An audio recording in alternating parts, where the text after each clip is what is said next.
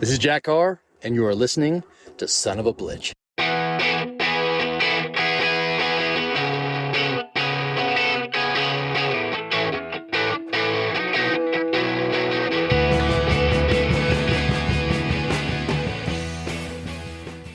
Hello, Jack. Welcome back to the podcast. How are you, man? Great, and it's wonderful to see you. We're just talking about those arrowheads behind you, and that looks amazing. So cool from your properties in Texas, right there. They are. They are. These are all surface finds over the years. I mean, I'm looking behind you. Boy, what a sortium of books here. Amazing.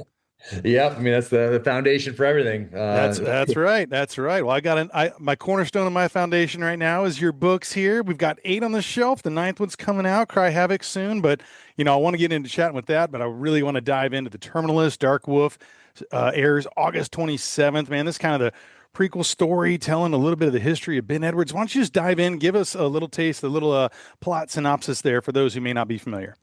Yeah, well, actually, we did the premiere a couple weeks ago in New York, and so I got to see it on the big screen for the first time because I've only seen it on this very computer that we're talking through right here, and it was just such a different experience to see it on the big screen last week. It was so cool. I really hope in the future we can take the first 2 episodes and get them out there as theatrical releases because we're filming it in what we call Cinevision, just like the first season. So it's really meant to be a movie because that's how we're filming it. So to give people an option, like maybe the week before it comes out on streaming, give those first 2 episodes in select theaters around the country, at least to test it out. Yeah. And to get people talking about it a week ahead of time, that sort of thing. So I think that'd be a really cool thing to do. But yeah, after the first one, it was the numbers. I'll never share exactly what the numbers were. That they'll never share exactly their data, but we know they were extremely happy over there at Amazon with the first season. So it became their number one show that midsummer period, and they wanted more. And I'd already been thinking about another show, and so I wrote up a little executive summary about that spinoff, kind of building out the universe. And then Chris called me with this other idea of doing a similar thing, but with the Ben Edwards character, which is what I hadn't considered, because Taylor brought so much depth and humanity to that role, way better than it was done in the first book that I did. And we were wondering, like, hey, if Taylor wants to do this, if the other EPs want to do this, Amazon wants more. Chris's schedule is pretty booked up for the next few years before we can dive into True Believer. Let's test the waters. And sure enough, Taylor wanted to explore what would bring his character to the point that he does the things that he does in the Terminalist. It's like, what is that journey from a SEAL teammate, a brother in arms, to what he does in that first season? So that was worth exploring. So we got David DiGilio, the showrunner, Jared Shaw, my buddy from the SEAL teams, who's also a writer, executive producer, actor, plays Boozer on the show, and technical advisor. Came out here, just the room right there, and we beamed Max Adams in, who's a former Army Ranger, via Zoom, and started putting this thing together, and came up with this plot, and gets that kicks off Ben Edwards' journey into the CIA, and kind of the dark side of his soul as well. So that was the what kicked it all off, and I think it's better than the first season. Like, that's always the goal. Just with all the books like that are behind you right there. My goal is for every book to be better than the one before it. Just like in life, and we're in SEAL teams, my goal is to always be a better operator and leader today than I was yesterday. So I'm so excited to get this show out on the 27th, and then hopefully True Believer will be even better than Dark Wolf. So that's always the goal: learn from those lessons and of the past, and then apply them going forward as wisdom to make an even better show for everybody. So it's I'm pretty fired up. Right on, man. Well, I'm excited to check it out. Let's dive into a little bit about Ben Edwards. Obviously, he's a Navy SEAL, and then there's a split-second decision that kind of changes the course him and kind of leads him into the Black Ops world and working with the CIA, where he meets Rafe, who we see in future books and probably future, series events here. So why don't you kind of just kick it off with that? Where is this taking place? What's happening? To kind of just draw us into that, if you wouldn't mind. Yeah, he already knows Rafe, so they're in the SEAL teams together in a SEAL platoon, and that's where we find them in Mosul, Iraq in 2015. That's where this kicks off. So it's a prequel origin story, so it goes back. And then really from there, it becomes a story of international espionage and intrigue. So there's a real shift from this first episode that's very military centric, and then moves up into Europe and goes into this world of the CIA and Mossad, and has Iran woven in there, and it's and so it really takes a different turn, as different visually as well. And it's it's it introduces characters, sort of Rafe Hastings, which is a fan favorite character from the books. He gets introduced in now in Dark Wolf, and we're filming True Believer right now, with him in it as well. And then we get to meet Landry, Jules Landry from the books. People will remember him maybe from True Believer, and how he meets his. I shouldn't say that. I won't give any spoilers if people haven't read it. There's a memorable scene with Jules Landry in True Believer that people don't think we're going to film for the show. So people are so negative online. Immediately, they'll never do this. Like the first comment someone made, but we'll stand by. How about that? So you meet some of these characters that are going to be in the show. Mo Farouk gets introduced in Dark Wolf, and he continues on into True Believer as well.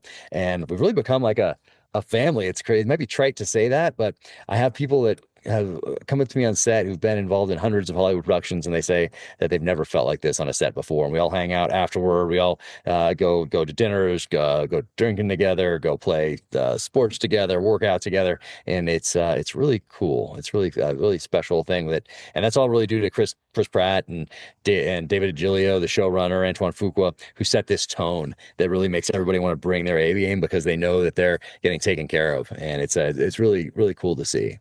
What was it like being back on set there with that family for you personally?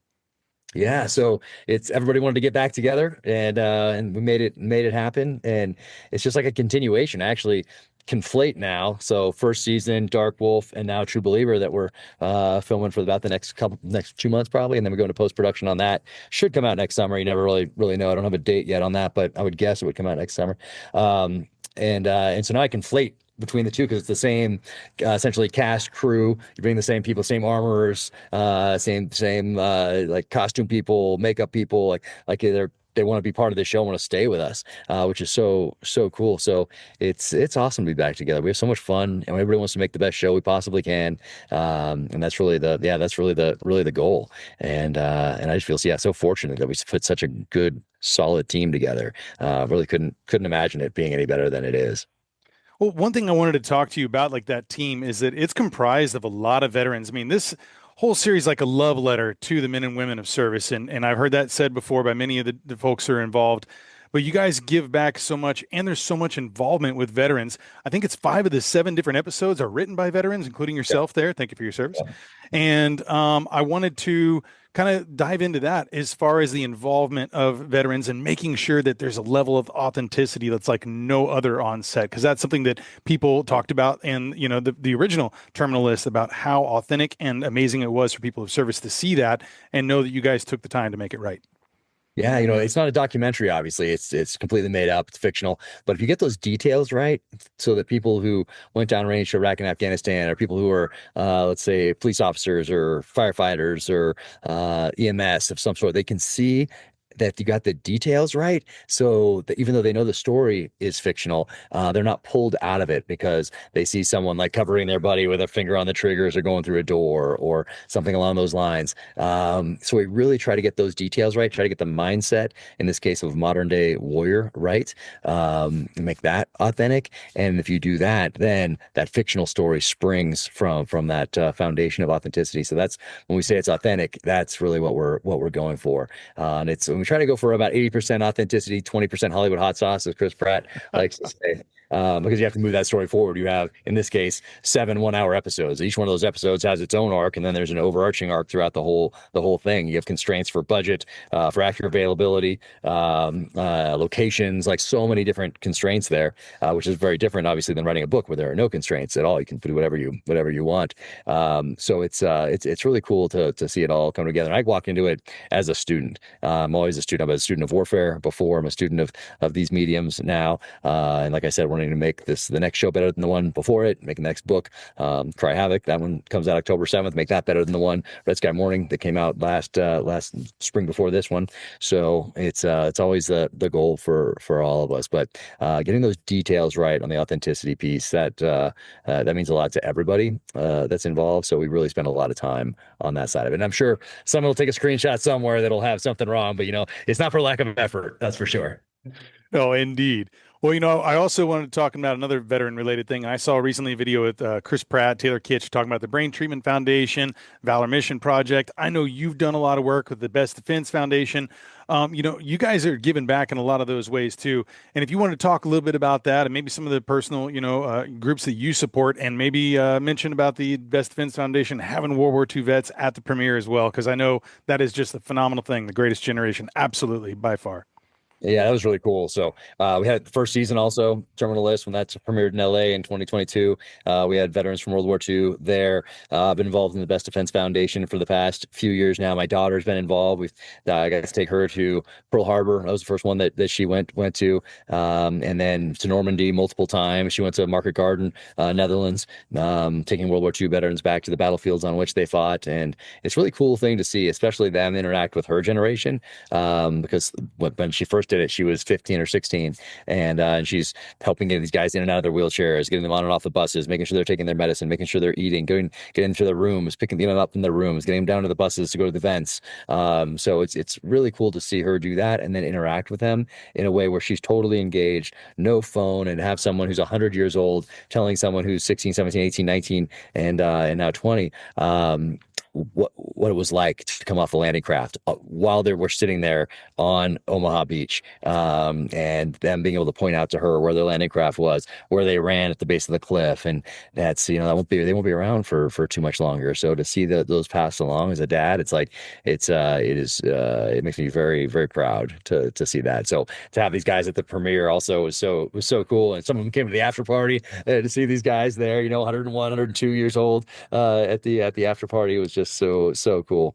But yeah, Best Defense Foundation, people can check that out, and great work being done by Donnie Edwards and Catherine Edwards, his wife. They just do such a great job with these guys, and it's a debt obviously we can never fully repay.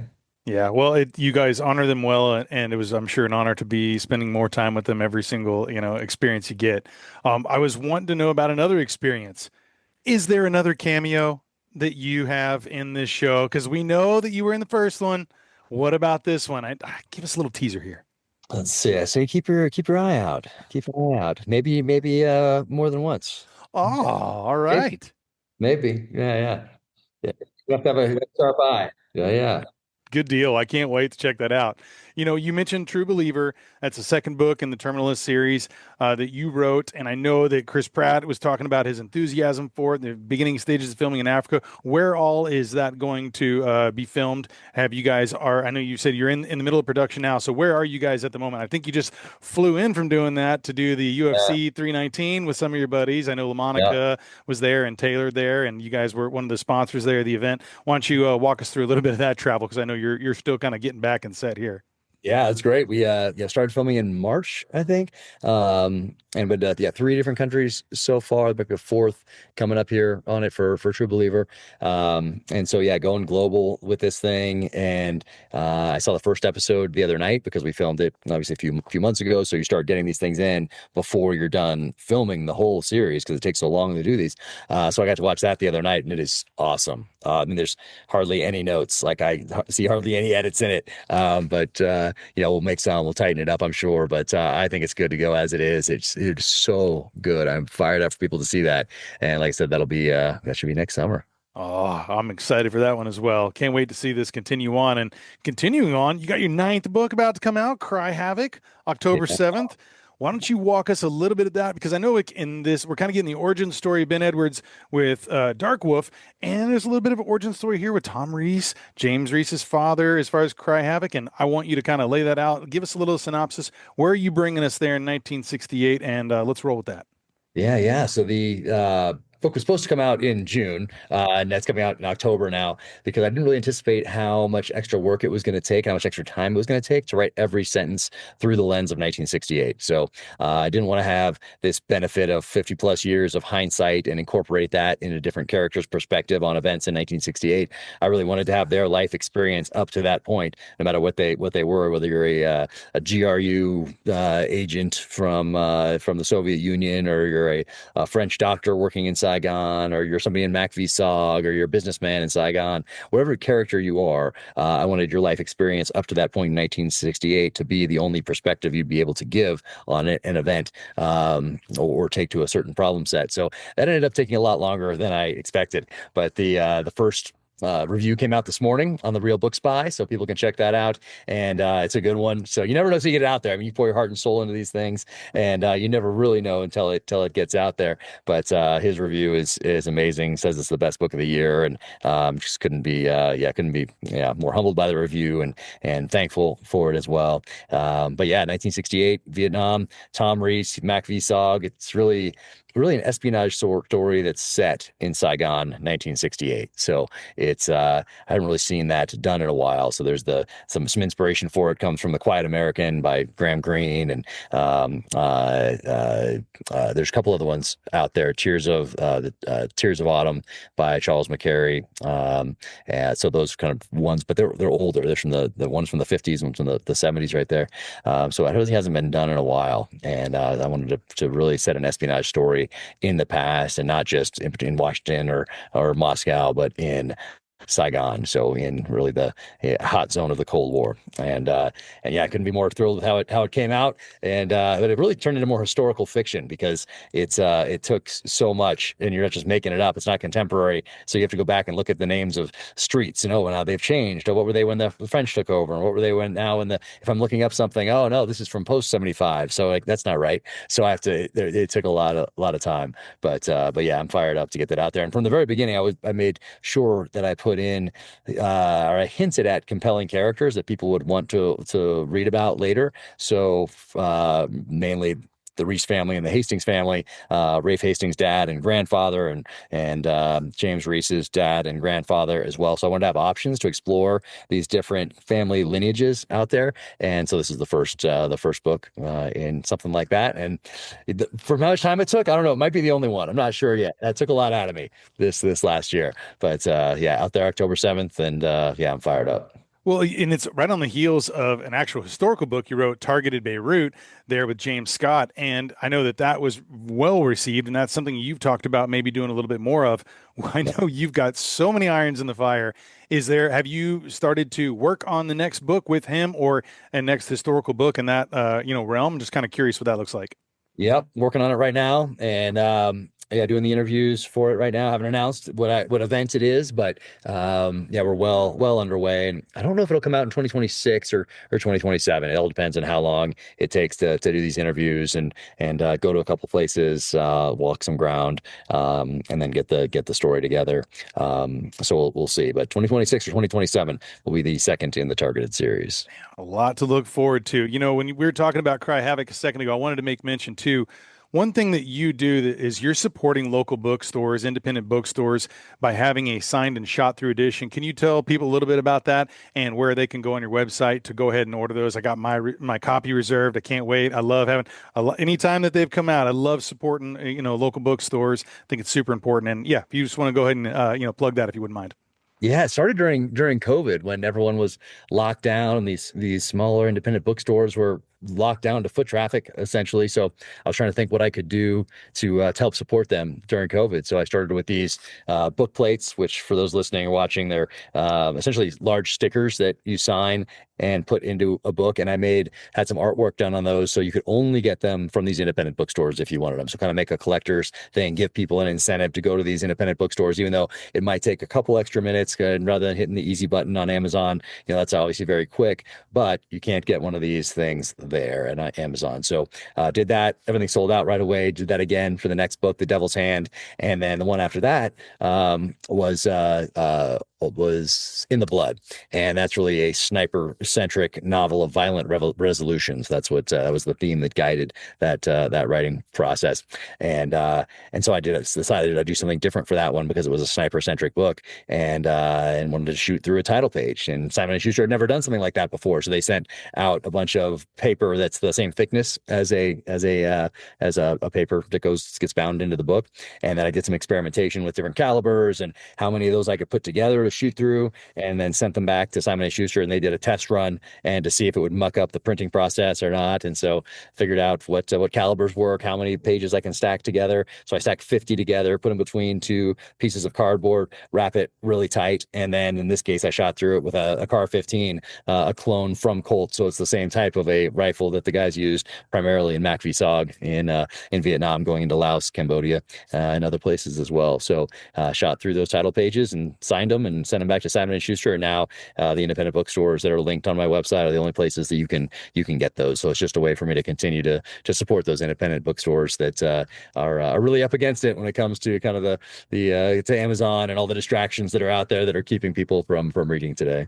Well, those bookstores are kind of the origin story of how you got involved with writing and having these books that meant so much to you. And, also wanting to be a Navy SEAL at the age of 7. I mean, this is something that it goes way back. And I know you always have, so much honor that you're placing on previous authors who have inspired you.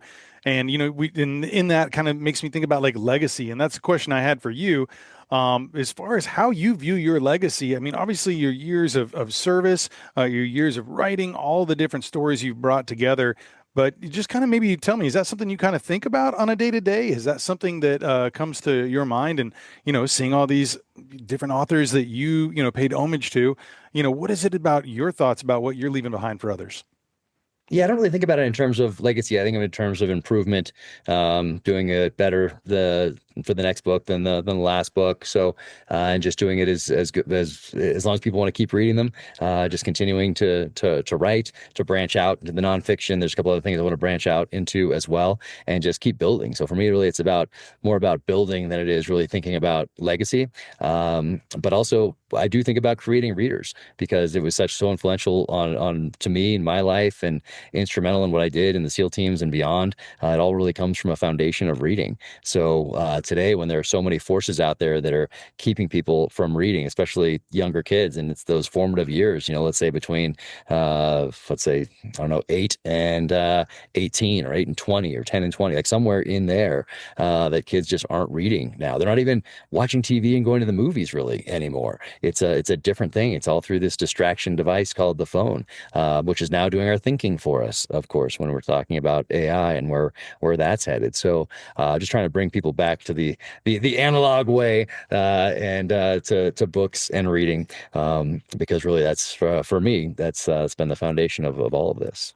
Indeed. Now, I just kind of want to close this out. Is there anything that you'd like to say to your friends, your family, your fans, all those that have supported you over these years? So many amazing projects you've been a part of, and so big of a family that you have continued to create with all this amazing cast and different folks. David Brown, all the amazing folks that have been a part of this. But I just want to see if you had a message you'd like to leave with them. I'm just so thankful.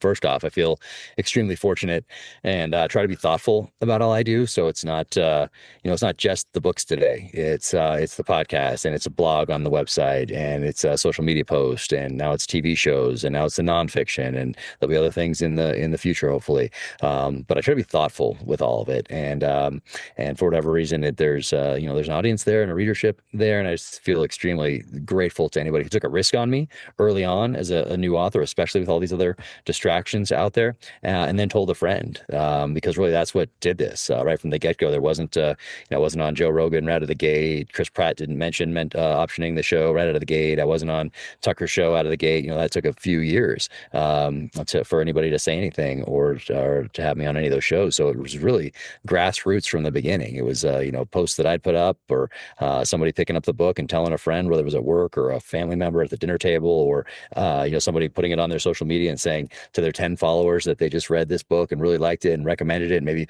one of those people then read it and then told their 20 followers, and then maybe 2 of those people got it and then told their followers and or friends or family. So I just feel so fortunate, and that's why I try to as much as I possibly can get back to people and hit that like button and thank people on the social channels, because I really do feel grateful that they took a risk on me and they've continued this journey with me, and it just means the world. So I try to let everybody know that every chance I get.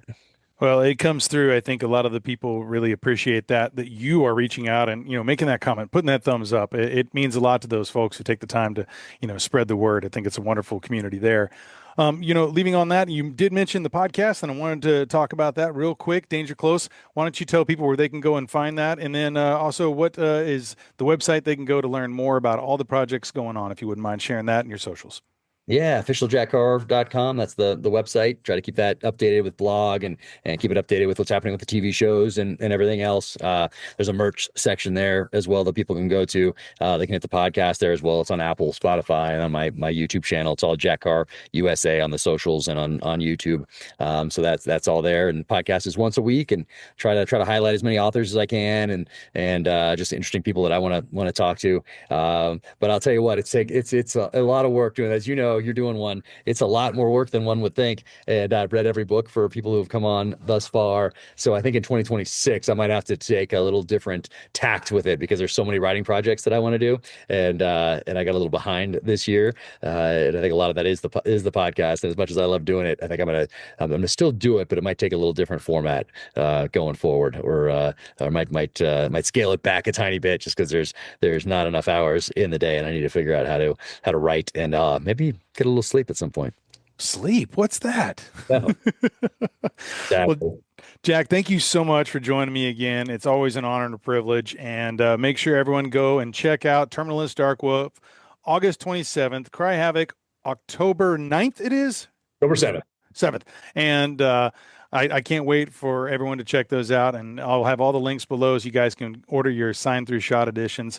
Thank you, Jack, for all you do for your service and for continuing to spread amazing work into this world. We really appreciate it. Thank you so much. It was awesome linking up last year. Thanks for doing that, and hopefully I'll see you again here soon.